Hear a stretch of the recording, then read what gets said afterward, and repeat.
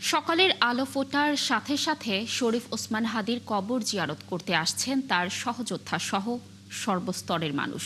কারো চোখে পানি, কারো চোখ ছলছল, কেউ নির্বাক দাঁড়িয়ে, কেউ করছেন প্রার্থনা। সহযোদ্ধা, শুভাকাঙ্ক্ষী কেউ মানতে পারছেন না হাদির মৃত্যু, আর দ্রুত প্রকৃত খুনিদের গ্রেফতার করে সর্বোচ্চ শাস্তির দাবিও তাদের কণ্ঠে।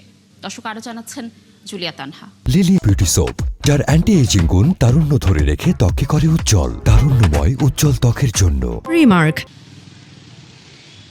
শরীফ ওসমান হাদির সহযোদ্ধা রফিকুল ইসলাম সুমন জুলাই আন্দোলনে কাঁধে কাঁধ মিলিয়ে লড়াই করেছেন রাজপথে। ওসমানকে হারিয়ে নির্বাক রফিকুল কিছুতেই থামছে না তার কান্না। রফিকুলের দাবি, মানুষের নিরাপত্তা দিতে না পারলে স্বরাষ্ট্রমন্ত্রীর পদত্যাগ করা উচিত।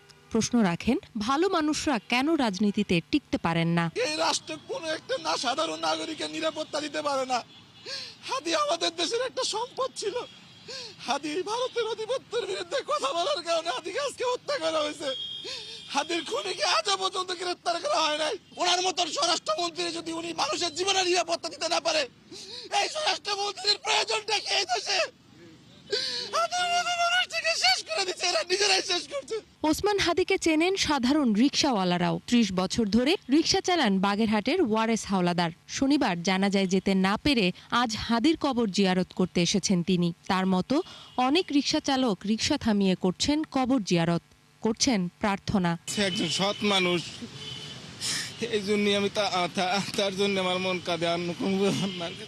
যে সততা নিয়ে তার মন মানুষ এতই ভালো ছিল যে তার জীবনটা এই রাজপথে সে দান করে গেছে। আমি জাতি পারি নাই বলে এখানে এসে আমি তার জন্য দোয়া প্রার্থনা করছি। ঢাকা বিশ্ববিদ্যালয়ের কেন্দ্রীয় মসজিদের সাথে জাতীয় কবি কাজী নজরুল ইসলামের সমাধির পাশে সমাহিত ওসমান হাদির কবর দূর থেকে দেখছেন সর্বসাধারণ, করছেন প্রার্থনা। এর মধ্যে রয়েছেন রাজধানীর বাহিরে থেকে আসা মানুষরাও। বিভিন্ন ব্যস্ততার কারণে জানাজায় অংশগ্রহণ করার ইচ্ছা ছিল, আসতে পারি নাই। সেই যে কষ্টটা আসতে পারিনি, দোয়া তো ভাইয়ের জন্য করতেছি। এখন আসছি হলো ভাইয়ের কবর জিয়ারত করতে।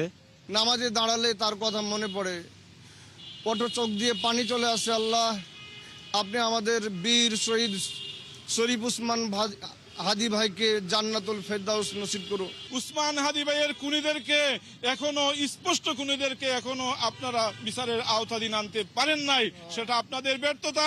আমার মনে হয় যে হাদি ভাই যদি আরো 2-4টা বছর থাকতে পারতো বাংলাদেশের রাজনীতিতে, তাহলে সেটা আমাদের একটা বিরাট একটা বাক পরিবর্তন হয়তো করে দিত বাংলাদেশের রাজনীতিতে। প্রকৃত অপরাধীদের গ্রেপ্তার করে দৃষ্টান্তমূলক শাস্তির দাবি সাধারণ মানুষের। জুলিয়া তানহা, ৭১, ঢাকা।